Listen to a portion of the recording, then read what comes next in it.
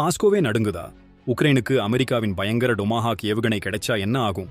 Russia ஏன் இவ்வளவு அலர்ட்டா இருக்கு? ரஷ்யா உக்ரைன் சண்டை நீண்டு போகுது.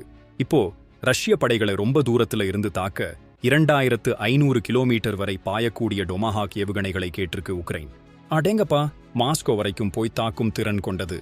இந்த கோரிக்கை அமெரிக்காவின் பரிசீலனையில் இருக்கு. ஆனா ரஷ்யா இதனால ஒன்னும் மாறப்போறதில்லைன்னு தில்லா சொல்லியிருக்கு. இருந்தாலும் அமெரிக்க அதிபர் ட்ரம்ப் ஆரம்பத்தில் உதவிகளை நிறுத்திட்டு இப்போ உக்ரைனோட கனிம ஒப்பந்தம் போட்ட பிறகு முழு ஆதரவு கொடுக்க ரெடியாகிட்டார்னு ஒரு தகவல். ஆமாங்க, ட்ரம்ப் எடுத்த அந்த கனிம ஒப்பந்தம் தான் இப்போ மேட்ரு. துணை அதிபர் வான்ஸ் கூட இறுதி முடிவை ட்ரம்ப் தான் எடுப்பாருன்னு சொல்லியிருக்காரு. ஏற்கனவே ட்ரோன்களை வச்சு உக்ரைன் திணறடிக்குது.